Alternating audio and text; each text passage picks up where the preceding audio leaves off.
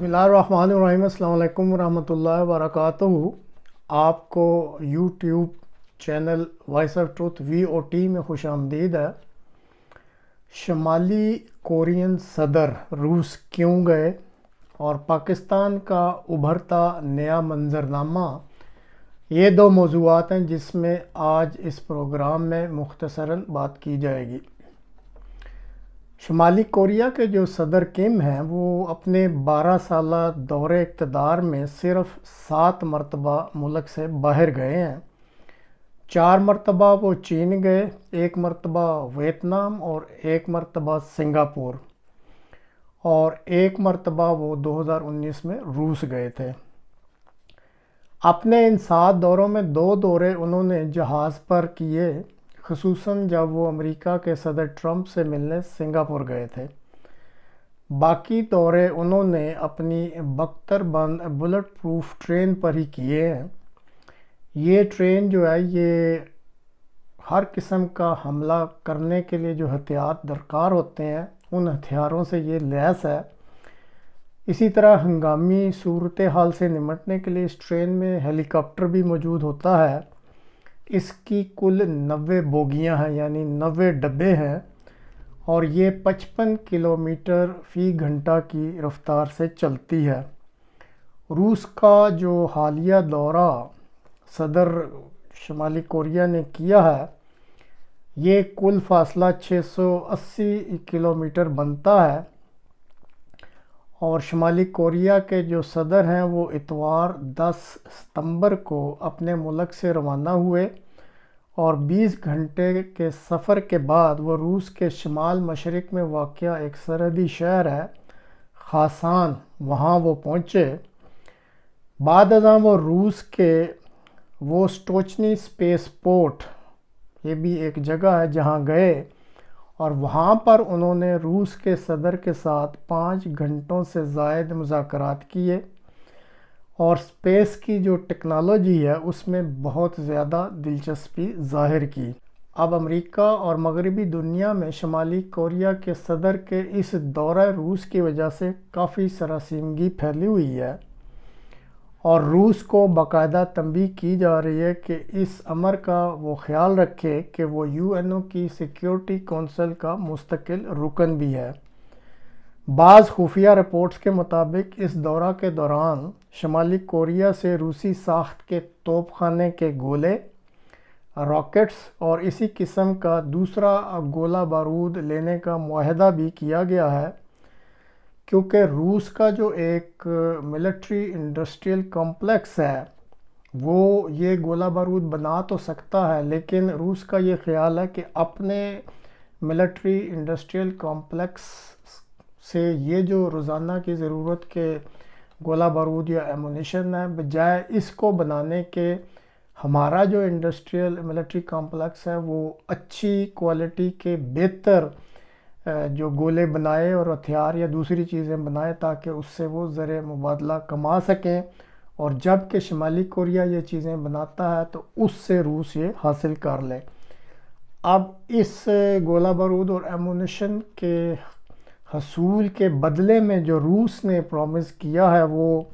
शुमाली Korea को hypersonic, nuclear, satellite और submarine technology के वादाजात किए गए हैं। ये सैटेलाइट टेक्नोलॉजी में स्पेस टेक्नोलॉजी भी आ जाती है। अब जो रूस है उसने अपने इस कदम की वजाहत कुछ इस तरह की है कि इस वक्त अमेरिका, जापान और जनूबी कोरिया में एक मुआहदा हुआ है,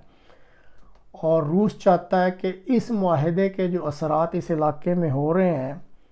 तो रूस का जो शुमाली कोरिया के साथ अब ये मुआहदा होगा, इसकी वजह से इलाके में जो है वो तवाज़न रहेगा। और दूसरी तरफ रूस के ज़हन में ये बात भी है कि ये जो यूक्रेन की जंग है जो जारी है, इसकी तवालत अगले साल तक फैलने का भी जो मुमकिन सूरत नज़र आ रही है, और रूस को ये जो वार ऑफ लॉजिस्टिक्स और वार ऑफ एट्रिशन कहलाती है कि टुक टुक करके इसको आगे चलाते रहना है, तो इसमें जो मतलूबा गोला बारूद और एमुनिशन है उसकी ज़रूरियात जो है वो शुमाली कोरिया पूरा करता रहेगा। तो ये भी एक मकसद है ये मुआहदा करने का। اب یہاں بعض لوگ یہ سوال کرتے ہیں کہ ماضی میں جو شمالی کوریا وہ چین کے بہت قریب رہا ہے، تو یہ جو ٹیکنیک اس وقت وہ روس سے لینا چاہتا ہے وہ چین سے کیوں نہیں لیتا؟ اور اسی طرح روس کے چین کے ساتھ بھی اچھے تعلقات ہیں، تو وہ جو یہ ایمونیشن اور گولہ بارود ہے وہ روس چین سے کیوں نہیں خرید لیتا؟ اس کی وجہ جو ایک خفیہ رپورٹ میں ظاہر کی گئی ہے وہ یہ ہے کہ چین کے بارے میں یہ حتمی طور پہ معلوم ہوا ہے کہ وہ فوری طور پر مغربی اقوام اور خاص کر امریکہ کے ساتھ کسی قسم کا جو ہے وہ معاشی یا فوجی ٹکراؤ نہیں چاہتا، کیونکہ جو ایک لانگ ٹرم ویژن ہے یا جو ایم ہے یا ہدف ہے چین کا وہ یہ ہے کہ وہ دنیا کی معاشی طاقت بننا چاہتا ہے، اور وہ قطعاً اس حق میں نہیں ہے کہ فوری طور پر وہ مغرب یا امریکہ سے کسی قسم کی ٹکر یا مخالفت مول لے اور اپنے اس جو لانگ ٹرم اہداف پہ یا جو لانگ ٹرم ہدف ہے اس پہ اس کا کوئی اثر ہو۔ اسی طرح ایک اور بات جو روس اور شمالی کوریا جس پہ متفق ہوئے ہیں وہ یہ ہے کہ یہ دونوں ملک نہیں چاہتے کہ ٹیکنیک کے لحاظ سے یا گولہ بارود یا ایمونیشن کے لحاظ سے وہ چین پہ اتنا زیادہ ڈیپینڈ کرنا شروع کر دیں کہ کل کلان جو ہے وہ چین پھر ان کو اپنی جو ہدف ہے یا اپنے اہداف کو سامنے رکھ کر بلیک میل کرنا شروع کر دے۔ یہ ہیں دو مین وجوہات جس کی بنا پر یہ شمالی کوریا کے صدر صاحب نے دورہ کیا ہے، اور روس کے صدر صاحب سے ان کی ملاقات بڑی لمبی چوڑی ہوئی ہے اور دونوں طرف بڑی خوشی کا اظہار کیا گیا ہے۔ بدھ کے روز یعنی کل یہ دورہ جو تھا وہ پھر اسپیس سپورٹ کا جو سٹی تھا اس میں ختم ہو گیا، اور اس کے بعد ابھی تک کوئی مشترکہ بیانیہ تو جاری نہیں کیا گیا۔ بہت ممکن ہے کہ جب شمالی کوریا کے صدر صاحب واپس پہنچ جائیں تو پھر دونوں ممالک سے کوئی مشترکہ بیانیہ جاری ہو۔ جہاں تک پاکستان کا تعلق ہے تو مختلف ذرائع سے کچھ عجیب و غریب جو اشارے ہیں وہ مل رہے ہیں۔ اب جو اصل اقتدار کے مالک ہیں ان کے جو ماؤتھ پیس کاکڑ صاحب ہیں وہ کہتے ہیں کہ 9 مئی کے جو معاملات تھے اس میں پی ٹی آئی کے سرکردہ عہدیداران کو شکنجے کے نیچے لایا جا رہا ہے، کیونکہ جے آئی ٹی کی تحقیق کے مطابق تقریباً 10 مقامات پر ہلڑ بازی اور جو حملے کیے گئے ہیں اس میں تحریک انصاف کے سربراہ عمران خان صاحب کو براہ راست ذمہ دار ٹھہرا دیا گیا ہے۔ توشہ خانہ کیس جس کی بنا پر عمران خان صاحب کو اٹک جیل میں لے جایا گیا تھا، وہ کیس تو لگتا ہے کسی گرد یا دھول میں گم ہو گیا۔ البتہ جو آفیشل سیکرٹ ایکٹ کے تحت سائفر کیس بنایا گیا یہ بہت تگڑا کیس بن گیا ہے، اور یہی وجہ ہے کہ آج 14 ستمبر کو جب اس کیس میں ضمانت کی درخواست دائر کی گئی تو عمران خان صاحب اور شاہ محمود قریشی صاحب کی جو درخواستیں تھیں ضمانت کی وہ مسترد کر دی گئیں، جبکہ اسد عمر صاحب کی چونکہ وہ ایک مشہور زمانہ پریس کانفرنس کر چکے تھے اس لیے ان کی ضمانت کی درخواست جو ہے وہ منظور ہو گئی۔ صدر علوی صاحب جو ہیں وہ بھی بلیک میل ہو کے اپنے جو کھال ہے اس کو بچانے کے چکروں میں ہیں، حالانکہ ان کے پاس یہ اختیار تھا کہ ایک واضح تاریخ دے دیتے آئین کی روح سے انتخابات کی، لیکن بجائے اس کے کہ کوئی حتمی یا واضح تاریخ دینے کی بھی انہوں نے ایک تجویز کے رنگ میں 6 نومبر سجیسٹ کر معاملہ جو ہے وہ اپنے گلے سے اتار دیا ہے۔ اسی طرح جو سپریم کورٹ ہے اس میں یہ درخواست دائر کی گئی تھی تحریک انصاف کی طرف سے کہ 90 دن کے اندر آئینی نقطہ نظر سے انتخابات ہونے ضروری ہیں، تو آج سپریم کورٹ نے بھی اس درخواست پر اعتراضات لگا کے واپس کر دی ہیں، اور صاف ظاہر ہے کہ بندیال صاحب جو ہیں اب وہ 2-3 روز میں ریٹائر ہونے والے ہیں، اور اس ریٹائرمنٹ کی وجہ سے ان کو جو پینشن اور مراعات ملنی ہے تو وہ اتنے بھولے تو نہیں ہیں کہ اپنی ساری عمر کی جو کمائی ہے اور یہ جو ریٹائرمنٹ باعزت ہو رہی ہے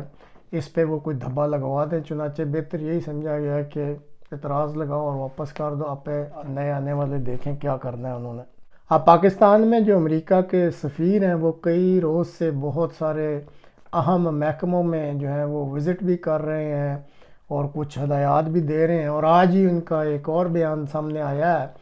کہ وہ بلوچستان اور گوادر کے دورے پر بھی گئے ہوئے تھے اور اپنے بیان میں انہوں نے کہا ہے کہ انہیں بڑی خوشی ہوئی ہے گوادر کے علاقے میں دورہ کر کے، بلوچستان کے علاقے میں دورہ کر کے، وہاں بہت ساری معدنیات بھی ہیں، اور وہ کہتے ہیں کہ میں بہت پرجوش ہوں کہ میں پاکستان کی مدد کروں اس علاقے کے نقطہ نظر سے۔ ناظرین، یہ جو چینل آپ دیکھ رہے ہیں اس میں بہت پہلے سے کئی پروگراموں میں یہ بتایا جا چکا ہے کہ اپنے قیام کے آغاز سے ہی پاکستان جو ہے امریکہ کی ایک طفیلی ریاست تھا، ہے، اور امید ہے کہ رہے گا بھی، اور بحیثیت ایک طفیلی ریاست کے اس ملک کا جو نظم و نسق ہے وہ اسٹیبلشمنٹ کے تھرو امریکہ جو ہے وہ چلواتا ہے۔ اب پہلے بھی یہ کافی دفعہ بتایا جا چکا ہے کہ اگر امریکی ہدایت پر عمران خان کو اقتدار سے علیحدہ کیا گیا تو قطعاً یہ کسی جگہ بھی یہ انڈیا نہیں دیا گیا تھا کہ عمران خان کو دوبارہ اقتدار میں واپس لانا ہے۔ اگر لانا ہوتا تو اس کو نکالتے ہی نہ۔ اس ملک پر دنیا کو دکھانے کے لیے ایسے حکمران جو نام نہاد یا چاپلوس قسم کے یا چہرہ دکھائی کے لیے لائے جاتے ہیں، جو کہ اسٹیبلشمنٹ کے تھرو امریکہ کی جی حضوری کریں۔ اب دیکھنے والی بات یہ ہوگی کہ ہمارے جو سیاستدان ہیں کس کا کتنا ظرف ہے،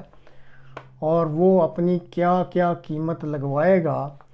جی حضوری کرنے کے لیے، اور کس کو پھر وہ آگے لایا جائے گا۔ امریکی مخالفت یا اسٹیبلشمنٹ کی مخالفت کرنے والوں کا کوئی چانس نہیں ہے، یہ متعدد بار بتایا جا چکا ہے۔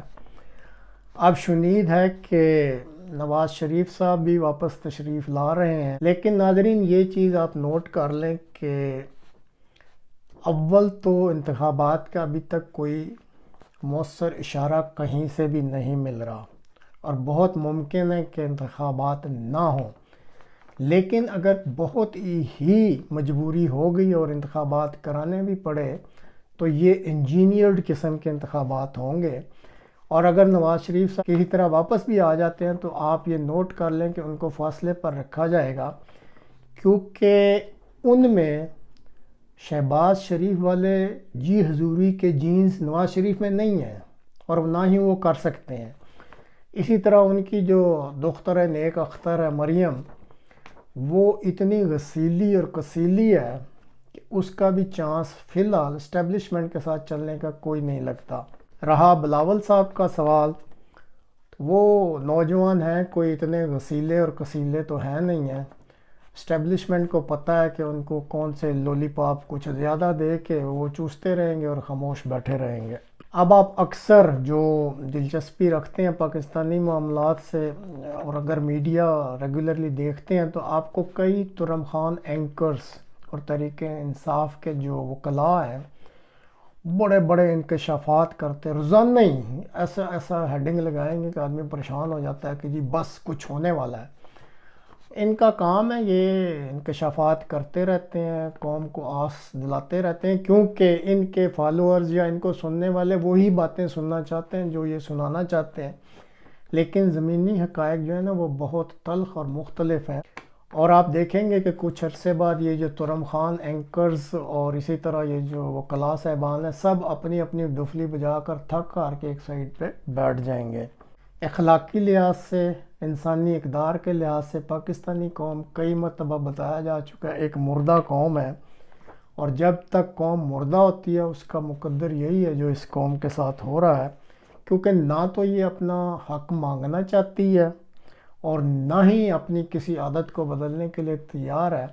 تو اب پلیٹ میں رکھ کے تو کچھ نہیں دیا جاتا۔ جب تک قوم کی طرف سے کوئی رسپانس یا رد عمل نہیں ہوگا اپنے حقوق کے لیے یا یہاں پہ تبدیلی لانے کے لیے، اس وقت تک اس ملک کا کچھ نہیں بن سکتا۔